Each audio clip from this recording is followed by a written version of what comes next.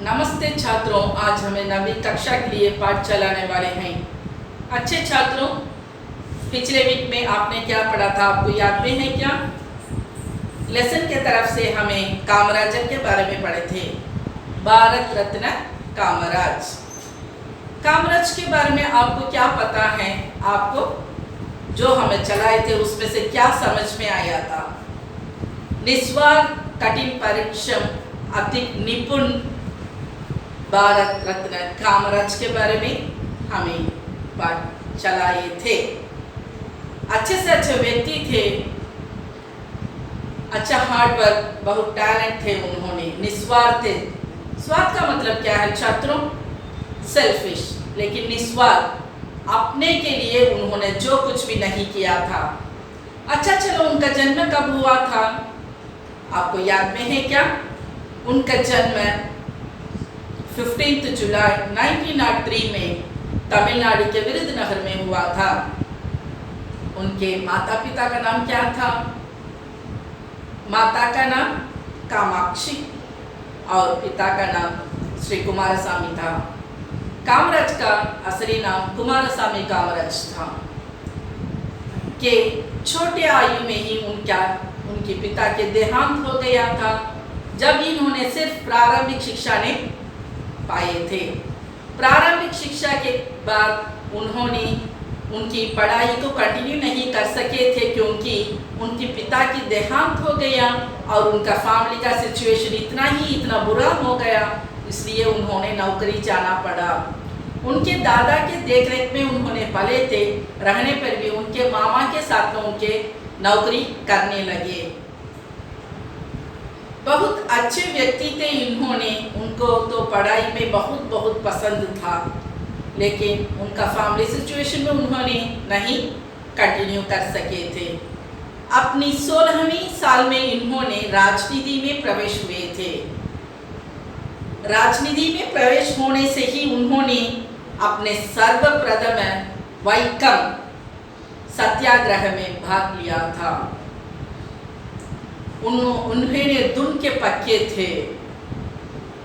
उन्होंने गांधी जी के बड़े अनुयायी बने थे, उनके साथ में स्वतंत्रता संग्राम में भाग लिए थे। उनके गुरु थे, राजनीति के गुरु थे सत्यमूर्ति जी ने। उनकी प्रेरणा से ही उन्होंने राजनीति में प्रवेश हुए, बहुत सारे कार्य किए थे। उन्होंने 6 बार जेल गए। उनके आयु में जब उनकी मृत्यु हुई थी, उनको 72 इयर्स था, लेकिन उनकी आयु में 30 साल तक उन्होंने जेल में ही बिताए थे। किसी के लिए भी उनको आशा नहीं था, कोई पदवी के लिए आशा नहीं था। राजनीति में होने पर भी उन्होंने सिर्फ लाल बहादुर शास्त्री और इंदिरा गांधी को प्रधानमंत्री बनाकर उन लोगों को पदवी में बिठाकर बहुत आनंद पाया था उन्होंने। उनकी कोई पदवी आशा नहीं था, इससे हमें पता लगता है।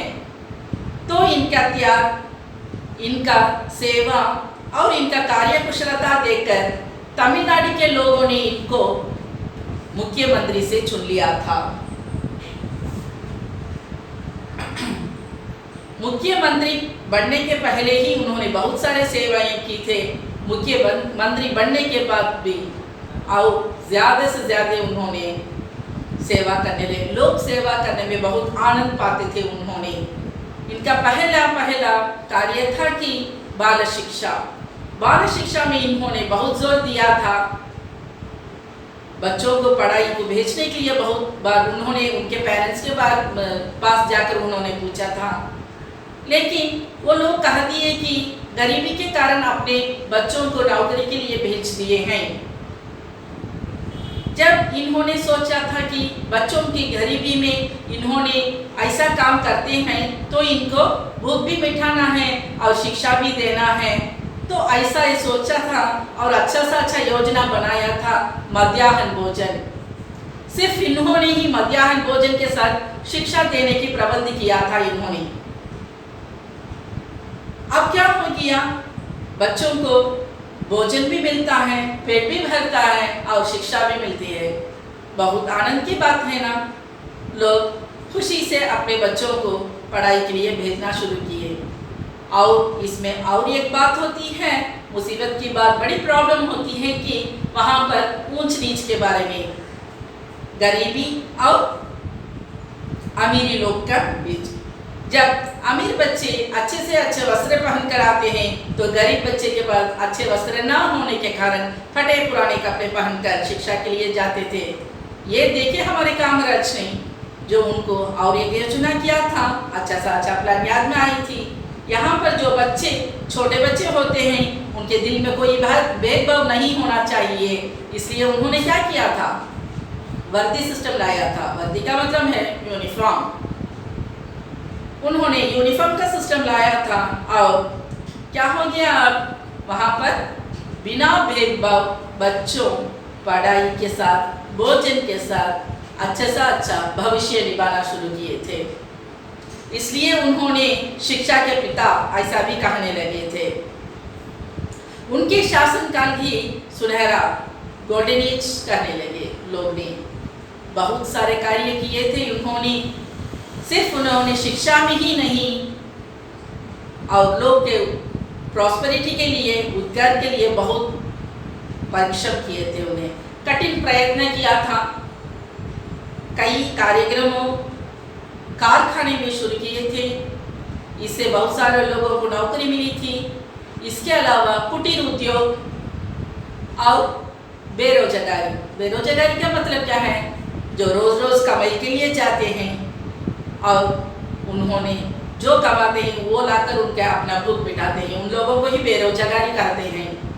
उन लोगों के लिए भी, उन लोगों के उन्नति के लिए भी इन्होंने कठिन परिश्रम किया था। अब क्या हो गया, लोगों को अच्छे से अच्छे नौकरी मिला। नौकरी मिलने से सब कुछ मिल जाता है। पहला होता है बेसिक पेट भरने का, भूख मिटने से सब कुछ अच्छा हो जाता है। ऐसा होने से भूख भी मिट गया, काम भी मिल गया, बच्चों को भोजन के साथ में शिक्षा भी मिल गया। इसके अलावा उन्होंने बहुत सारे योजनाएं बनाई थी। बड़े किंग मेकर कह गए उन्होंने। तमिल में उन्होंने पेरुंतलैवर कामराजर, कर्मवीर कामराजर ऐसा कहते थे लोग ने उनको। इनकी मृत्यु हृदय धड़कन से हुआ था, जैसा हार्ट अटैक में 1975 अक्टूबर 2 में इनकी मृत्यु हो गई थी। 1976 में भारत सरकार ने इनको भारत रत्न उपाधि से सम्मानित किया था। बहुत अच्छे व्यक्ति है ना, ग्रेट पर्सनालिटी कहते हैं ना, ऐसे ही लोग होते हैं। चलो इस वीक में हमें क्या पाठ देखने वाले हैं, ग्रामर की तरफ से सर्वनाम। सर्वनाम का मतलब होता है प्रोनाउन। ओके, प्रोनाउन क्या बोल, उसके पहले हमें ये जानना है कि नाउन क्या होता है। नाउन का मतलब क्या है, नाउन को हिंदी में क्या कहते हैं, संज्ञा। नाम बताने वाले शब्दों को संज्ञा कहते हैं। इसकी परिभाषा क्या होती है, कोई व्यक्ति, वस्तु, स्थान या भाव का बोध करने वाले शब्दों को ही संज्ञा कहते हैं।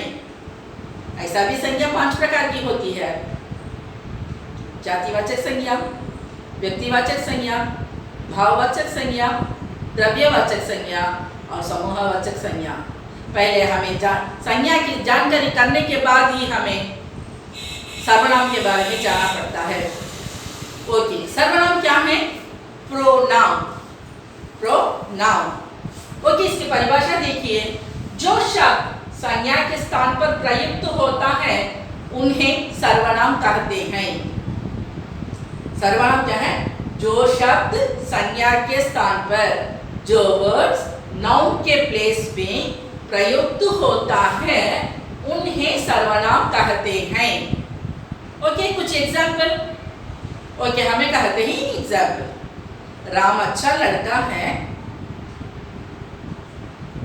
राम दूसरों की सहायता करता है। राम अच्छा पढ़ता है। ऐसा हमें बार बार सेंटेंस में राम राम यूज करते हैं।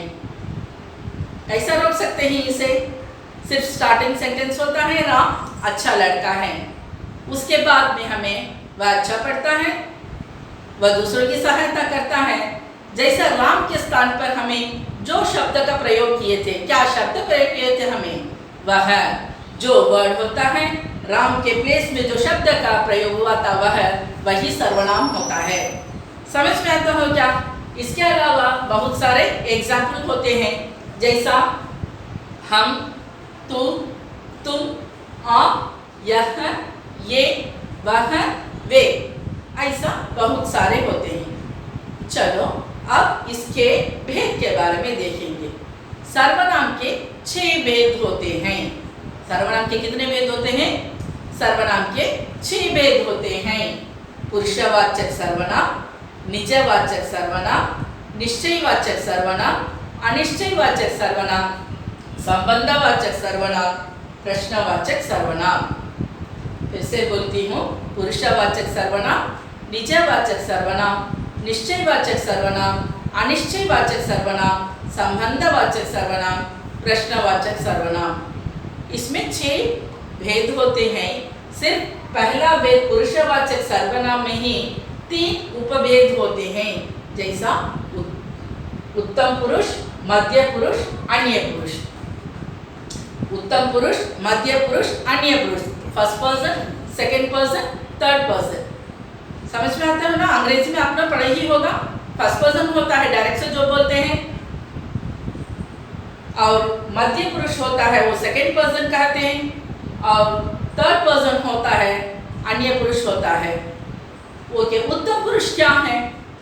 उत्तम पुरुष जो डायरेक्ट से बोलते हैं, वे लोग को ही हमें उत्तम पुरुष कहते हैं। उसे डायरेक्ट से जो कहना है वही वो कहने वाला है, उसे ही हमें उत्तम पुरुष कहते हैं। जो कहने वाला का बोध होता है, जो कहने वाला का बोध होता है वही उत्तम पुरुष होता है, जैसा हम, मैं, मेरा आदि। नेक्स्ट वन मध्य पुरुष होता है। अब ये मध्य पुरुष क्या है कि श्रोता, श्रोता जो सर्वनाम श्रोता का बोध होता है। श्रोता का मतलब क्या है छात्रों? श्रोता मतलब सुनने वाला, पहले बोलने वाला फर्स्ट पर्सन, सुनने वाला सेकंड पर्सन।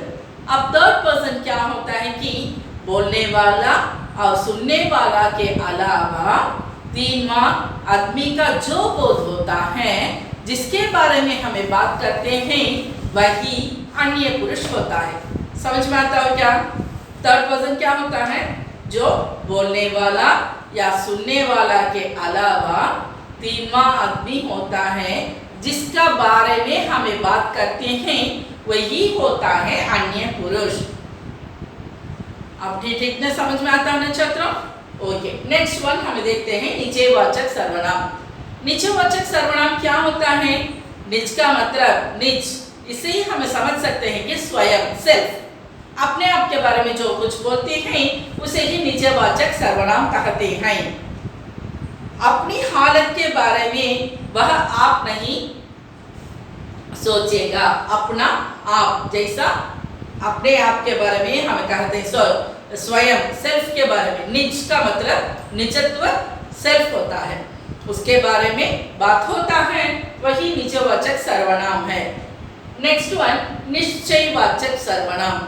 निश्चय, ये बात से ही, ये वर्ड से ही हमें समझ सकते हैं कि निश्चय कन्फर्म से कहा देखते हैं, वही निश्चयवाचक सर्वनाम होता है। तनुजा का छोटा भाई आया है, वह बहुत समझदार है। किशोर बाजार गया था, वह लौट आया। जैसा एग्जाम्पल्स कह सकते हैं कि निश्चय, निश्चय से आज कुछ चलने वाला है, आज जाने वाला है, आज होने वाला है, आज हमें इसे कंफर्म से कह देते हैं कि वही निश्चयवाचक होता है। और नेक्स्ट वन इसका ऑपोजिट होता है अनिश्चयवाचक। यहाँ पर डाउटफुल, डाउट से कहते हैं हमें अनिश्चयवाचक, इसे कंफर्म से नहीं कहते हैं कि आज बारिश होगा, कह नहीं सकते कि होगा क्या नहीं, बरसेगा क्या नहीं। जब हमें क्या नहीं कर सकते, कंफर्म से, निश्चय से आज बरसेगा नहीं बोल सकते हैं। जब यहाँ पर जो निश्चय से नहीं कह सकते हैं कि वही अनिश्चयवाचक होता है। और नेक्स्ट वन संबंधवाचक। संबंधवाचक का मतलब क्या है? संबंध, रिलेशनशिप।